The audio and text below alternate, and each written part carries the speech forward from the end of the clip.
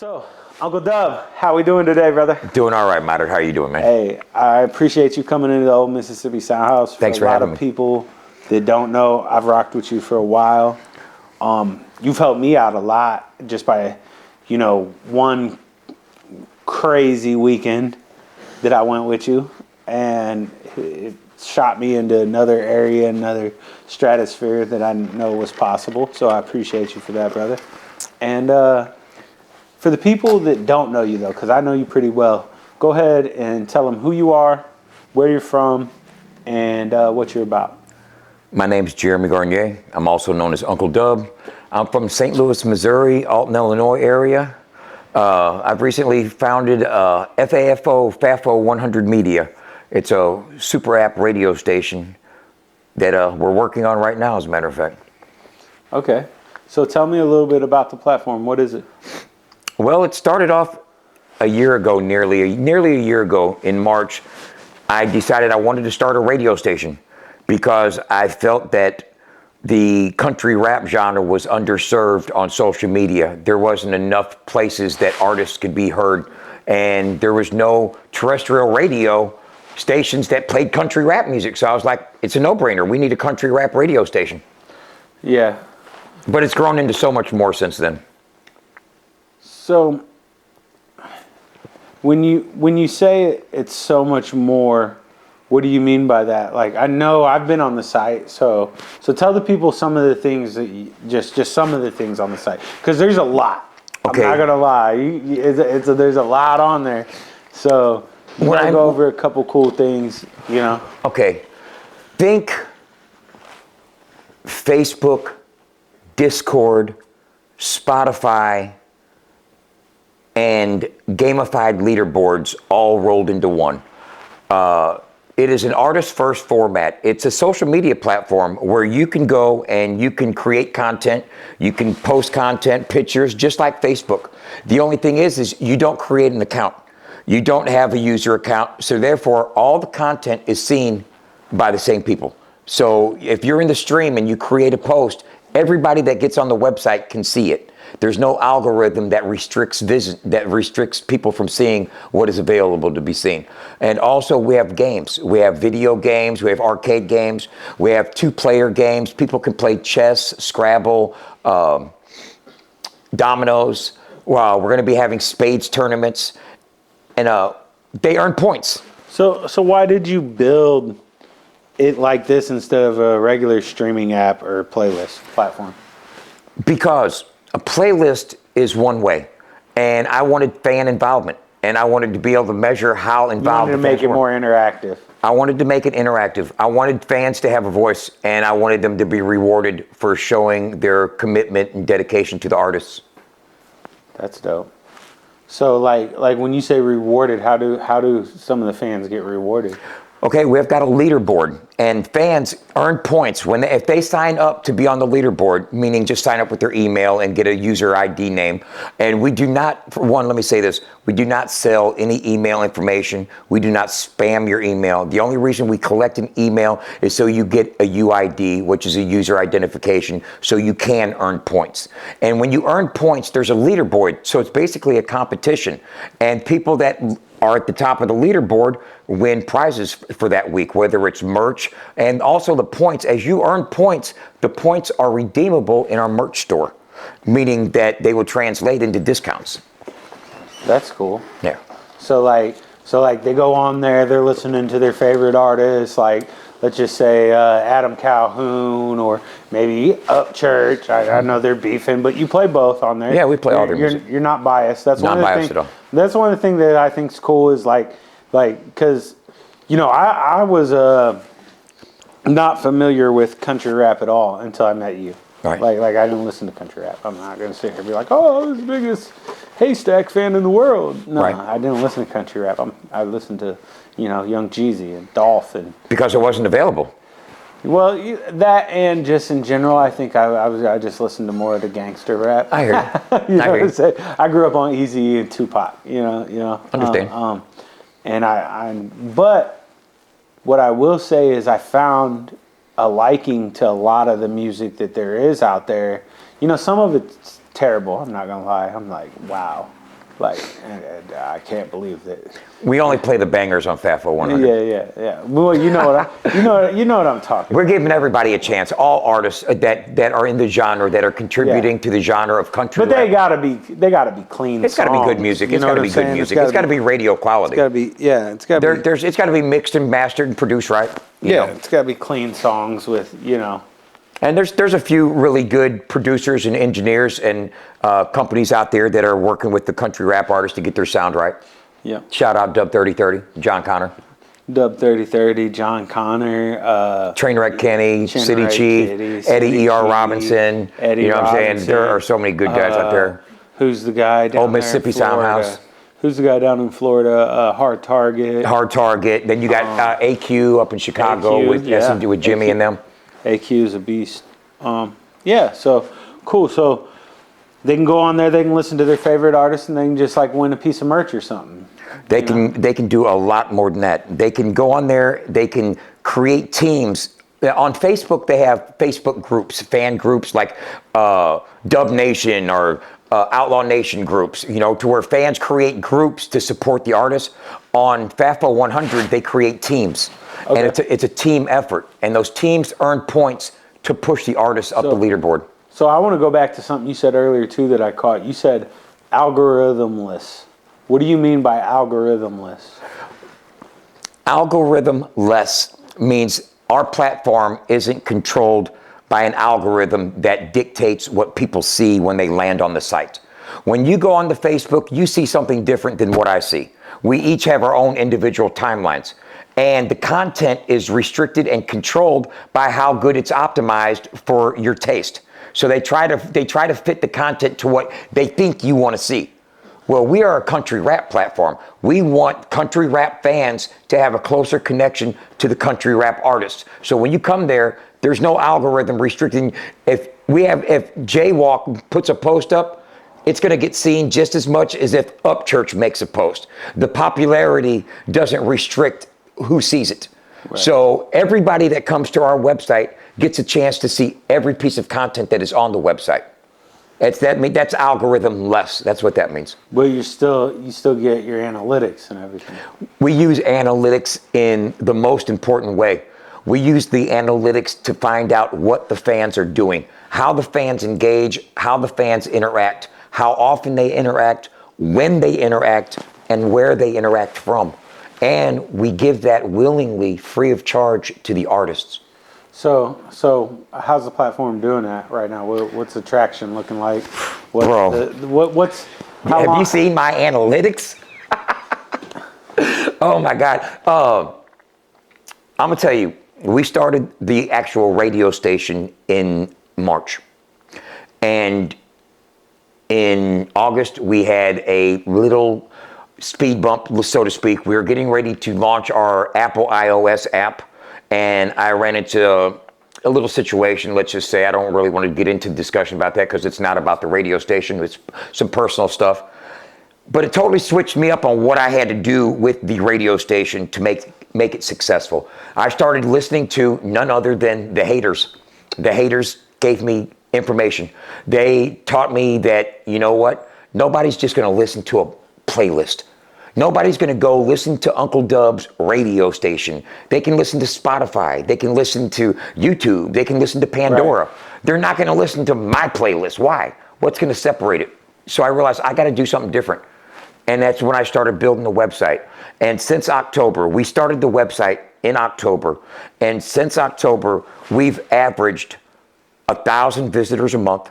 We've averaged over 100,000 events and 17 minutes of visiting time for each session per visitor on the website.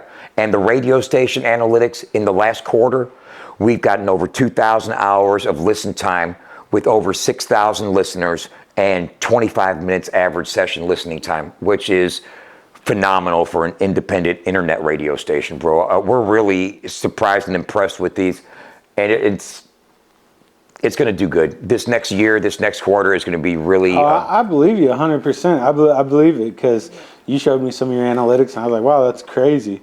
But as far as analytics, our analytics that we have for the radio station, our personal analytics, that's not the analytics that I'm referring to. I'm referring to the analytics that we'll be able to collect for the artists that supply content.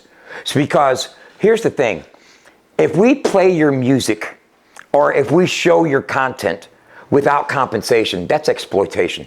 That's not what we want for the artist. As an artist myself, if I'm using your platform to put content up and put my videos up and updates. So you're basically trying to level the playing field is what you're saying. Most definitely level the playing field.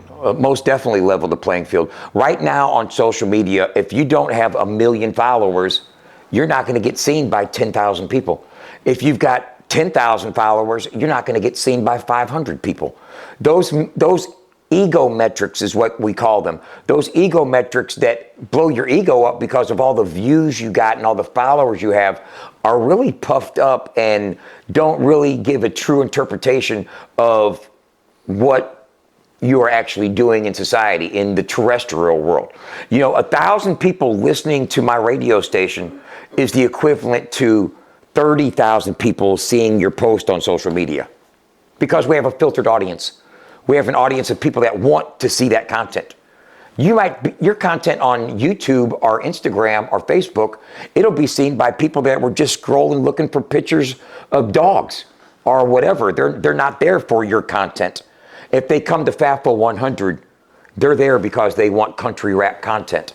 So if you're a country rap artist, the content that you post on our platform, they're going to want to see it. And we will be able to give you feedback on the content that you post. So you do a lot of fun events too on the website. Tell us about the Flash Mob Fridays. Okay, the Flash Mob Friday concept is we believe that other social media platforms are algorithmically restricted and confined. You as an artist, your content on Facebook is compartmentalized. You are being controlled by an algorithm that only responds to numbers. The algorithm doesn't care how good your song is. The algorithm doesn't care how badass the video looks. The algorithm cares about how many people saw it, how quick they responded to it, how often this happened. It's numerics. And what we do on Flash Mob Fridays is we have CTAs, which are call to actions. And we tell all of our listeners, hey, today's Flash Mob Friday. We want all of you to go to, let's just say, TJ Sanders. We want you to go to his platform. We want you to comment on one of his posts, follow him, and share it, and like a video. We gave you a few things to do. So it's organic engagement. See, what algorithms look at, when you buy bots, if you buy a bot is not engagement. You can buy a view, you can buy a click, but you can't buy actual engagement. A bot doesn't go down a timeline and like a video, like a post, comment, and then share it and follow. You do a succession, a combination of those things on Friday. Let's say we just get 100 people. If we had 100 people on Friday go to your Old Mississippi SoundHouse page and do 3 things, like a post, comment, and follow, you'd probably gain 1,000 followers that weekend. Because the algorithm's going to recognize that little bump in your metrics as being a viral moment, and they're going to give you more exposure because that's how algorithms reward content creators. So you don't use the algorithms internally, but we manipulate algorithms. You influence them externally? Yes. We use the power of Fafo 100's army of fans to go back. Here's what we've done is we've filtered the audience. We put our advertisement out there. We get people to come to Fafo 100, which is a country rap super app. And once they're over here, we give them CTAs, which is a call to action. And we ask them, hey, if you're going to support country rap, go over here and do this today. On this day, go follow Hitman. Go listen to one of his songs. Go share his video. Go comment on a post. And if we can get 100 people to do that within a time frame, so it really sparks their algorithm. So what metrics matter to you the most? Retention, duration, return. What doesn't matter to me at this moment in time is how many. Because I would rather have 500 people that want to stay on our platform for 15 minutes instead of 5,000 that only spend 2 minutes. Right now, it's retention. How long we can keep them? Can we keep them coming back? So you're basically saying that you're just wanting loyal people that just come back because they're loyal fans. Yeah, we want loyal fans, but more than that, we want artists to have a place that they can post content that they know will be seen by the type of people they want to see it. So, what's the big picture? What do you mean? Like, what's broken in the industry that you feel like you're fixing here? Exposure. What's broken in the industry is that social media platforms believe that you have to have X amount of followers or X amount of money to get X amount of exposure. Okay? So therefore, an unknown artist, a young artist, that doesn't have as much exposure is not going to be seen. So they'll get covered up in a cloud of confusion because they don't have the popularity. And we are creating a platform. We are creating a platform where popularity is not necessary, just involvement. You involve, you create content and you post your content, a country rap fan's going to see it. And if you're a country rap artist, the more content that you submit and you post on our platform, the more fans are going to see it. And not just your fans, but every country rap artist's fans. That's what unity is my 5,000 fans, his 10,000 fans, his 50,000 fans, his 100,000 fans. They all come to Fafo 100 and they discover new artists and they become everybody's fans. It's a community. So where do you see it going? Fafo 100 Media as a whole? Yeah. I see us branching out into other genres of music, other underground independent platforms of music, and eventually expanding to become The Dial, which would basically be the same ecosystem that we have for country rap, but expanded to like reggae and jazz and rock and roll. And you just called it The Dial. That's the name. The Dial. That's the name. Call it. Yeah, that's what it'll be called. The Dial. Yeah, it's dope. I like it. Thanks. So you're gonna have like same platform for country rap, but different genres. The same stack, the same ecosystem, the same gamified fandom stack. When I say fandom, fan engagement, fan activated platform. They use this concept in Asia. There's a platform called Weverse that K-pop is really popular. Korean pop music is really popular on. And what they've realized is that fans desire recognition. They don't just want to sit back and listen to the song on the radio. They want the artist to know, hey man, I got your 6. I'm pushing for you. You know what I'm saying? Right. They want involvement. Makes sense. They want inclusion. Right. They want to know, hey man, I'm helping this artist's career. And they want reward. And as we grow, our rewards will grow. And right now, you might win a t-shirt. You might win a koozie and a t-shirt and a hat. But later on down the line, as we grow as a platform, the prizes, the gamification will also grow. So we touched on the radio station a lot, but I want to touch on you too a little bit. Okay. So don't touch on me. Hold up. Pause. No Diddy. Okay.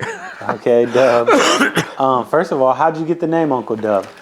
Wow. I was calling myself J-Dubb for many years. I've got J-Dubb tattooed on my back. It's been tattooed on my back since 1991. And yeah, I'm old. But I was at a rapper's house by the name of Haystack, and I was tattooing Haystack. And his name is Jason Winfrey. And he said to me, he goes, hey man, we're gonna have to come up with a different name because they call me J-Dubb around here. And I was like, oh yeah. And his daughter, who was like 5 years old at the time, she looked up at her mom and she goes, Mom, can I call him Uncle Dubb? And as soon as I heard that little kid say, can I call him Uncle Dubb? I looked at Stack, I was like, you can call me Uncle Dubb. And that's been my name since, man. Uncle Dubb. That's funny. That's funny. So when I met you, you came in here, we interviewed you, and we talked about like how you went viral originally. So I'd like to touch on that a little bit. How'd you go viral originally, Dubb? My original viral moment? Yeah. I think it's a different moment than you might be thinking of right now. Probably. What's your first viral moment? My first viral moment was Catfish Cooley shared my freestyle video. Catfish Cooley about 8 years ago shared a video of mine, freestyle video. I'm motivated by the fact that I'm broke, and it got like 1.2 million views, and I got like 20,000 followers out of it, you know. But that was my first viral moment. But I think you're thinking about the Joker. About 5 years ago, I got arrested for terroristic threats because I was dressed up as the Joker, and I was in Blueberry Hill in St. Louis, Missouri, and I said some stupid shit about I can't get inebriated because I might have to kill people later on. But I was in character. I was trying to raise the awareness of the opioid crisis, you know, and I was using my platform to basically chase clout, you know, and I got arrested. I ended up doing a few years of probation on the matter, but a good thing as a result of it was I met my girlfriend. My current girlfriend, Allison. She's seen me on the news, love at first sight. I won't, no, maybe not love at first sight, but she seen my picture on the news and started following me. That's hilarious. I don't know what to say to that after that. That kind of left me in shock for a little bit. Yeah, Allison's sitting next to me for the viewers at home. And I was just looking at Allison like, She's seen a guy on TV on a mugshot and was like, he's cute. I don't know if she thought that. And I've seen the mugshot too, so that's what makes it worse. No, but that's not the only thing. You got some wild stories, Dubb. You've told me this story about you were in prison for a little bit. I was in prison for more than a little bit. But. Yeah, you met some people there. You met Struggle there, and some different people. So you know, you say I met Struggle there. You say that so casually, like everybody that might see this interview know who you're talking about. I was incarcerated with Struggle Jennings. Who happens to be the grandson of Waylon Jennings. We were in Terre Haute, Indiana together in 2013, 2014. We were in a band together, right? It's been a while. I've been home for 10 years now. But I did a long term of incarceration. I did 24 years of my life incarcerated. I did 11 in the feds for bank robbery. I've got an escape. Robbery. An escape? Yes, I've got an escape on my jacket. I escaped from the feds as well as a bank robbery. You never told me you escaped from the feds, Dubb. Go into that one for a minute. Well, have you ever seen the movie Shawshank Redemption? Of course. Well, my escape was nothing like that. I ran away from a halfway house, bro. I was on inmate status. I was on inmate status at a halfway house in St. Louis on Coke Brilliant, and I left without permission, jumped a fence and left and got in my car and drove to California. And the feds caught me out in California several months later and charged me with escape and gave me 15 more months in the feds. So that's basically what that was. No one was harmed during the escape, but I was on inmate status. What about the initial robbery that got you there? What was that? The bank robbery? Yeah. I robbed the bank. If I remember this correctly, you did it with your mom, right? Well, not really. Let me correct that. She was the getaway driver, but she didn't know. No, she didn't know. Now, I was not going to tell my mom we're getting ready to go rob a bank. She's not Maul Barker or anything like that. No, she didn't know she was going on a bank robbery. I didn't tell her. I was a piece of shit back then. I was on drugs back then.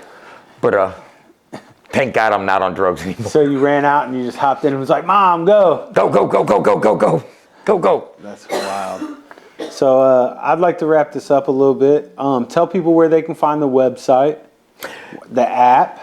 I mean, like, where can we check it out?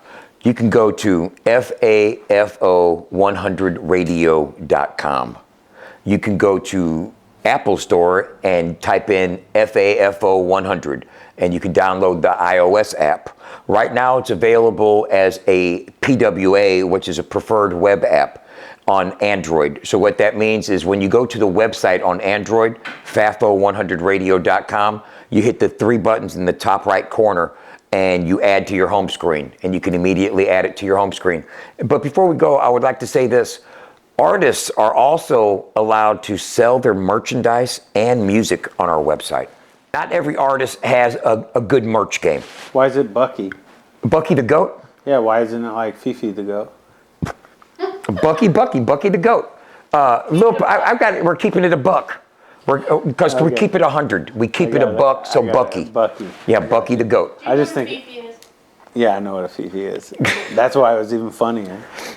So let me finish telling you about the merch store. My dad was in prison. Trust me, I knew what a Fifi was. Let me finish telling you about the merch store. Can you buy Fifis there? Yeah.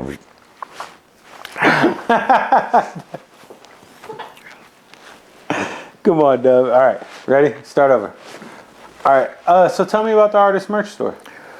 We have a merch store on our website. It's a merch store that's set up to sell our merchandise, fan merchandise, Bucky the Goat mascot merchandise. But also we have pages on our merch store where artists can sell their merchandise.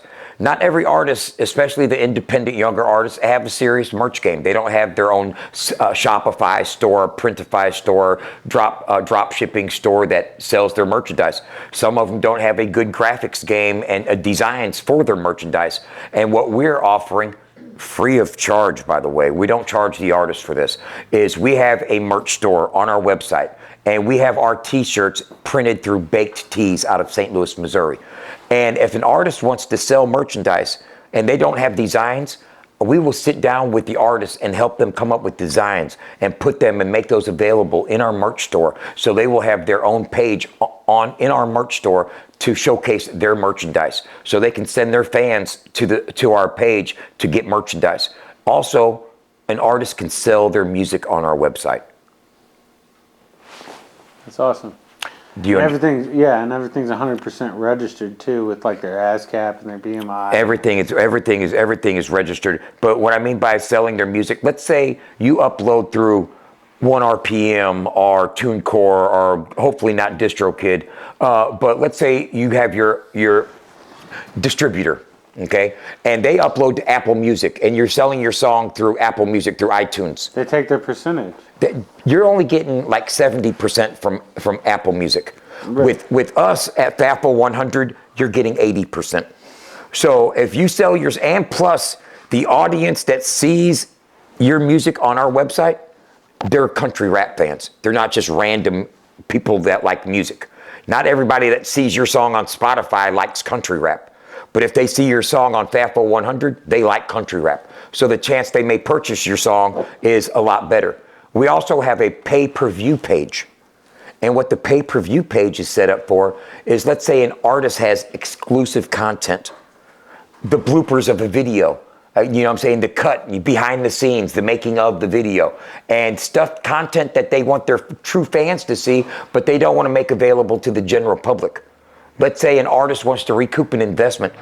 Let's say an artist spends $500 to get a video made, right? If they throw it up on YouTube, how many views does that video have to get before they've recouped their investment?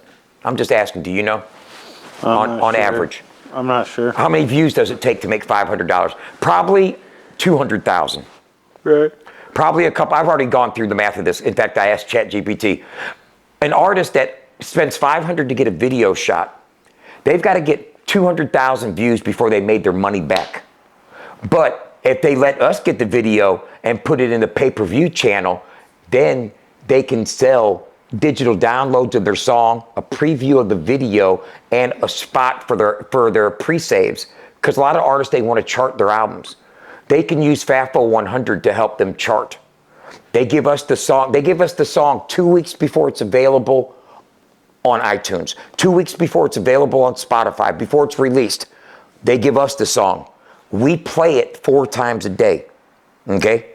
On our radio station. Every time we play it, we give a CTA telling the listeners, go pre-save this song. Go pre-save this song.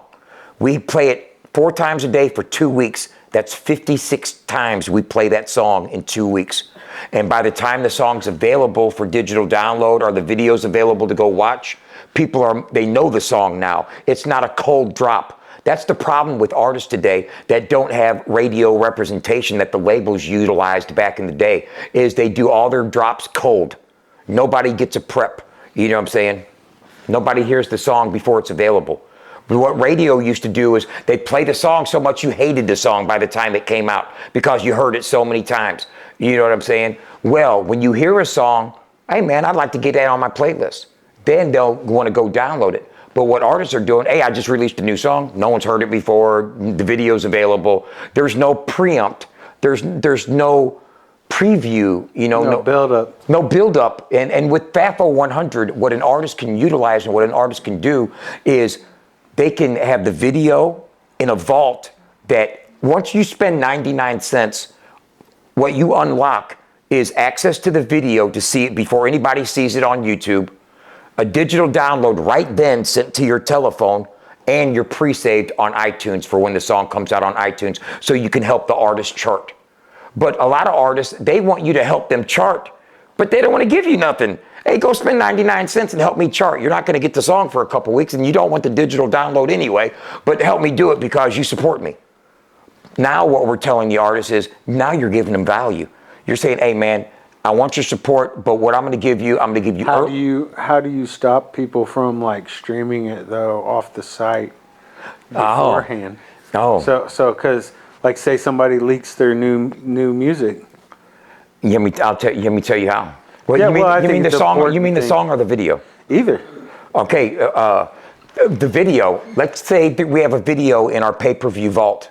Okay, and a visitor, a fan, pays 99 cents and they get the password to go into the vault to watch the video. Right. The video has a watermark that is user ID watermark that if you screen record the video from your device, right, and then rebroadcast it somewhere else, there's the technology that can know what user ID that paid to get access into the vault that got it. We'd be able to track to find out who actually streamed the video. You know what I'm saying? Who paid to watch the video and then stream it and restreamed it. Even if they restream it on an anonymous account, right? We will be able to know the video will be watermarked. We'll be able to know what account purchased access. If that makes sense. No, that makes complete sense. Well, Dubb, I think we touched on a lot today, and we're probably going to have to do a part 2 because I know that this app is only going to grow and become way bigger than what you just explained. Bro, we've got a lot going on in the next quarter. I'm getting ready to go to Nashville on Monday to talk with a couple people. There's a label that's really interested in what we're doing and how we're prepping things. And I'm really excited about it, man. I appreciate the interview. No, I appreciate you coming in, and it's all love from the old Mississippi SoundHouse. Hey, man, thank you. Thank you.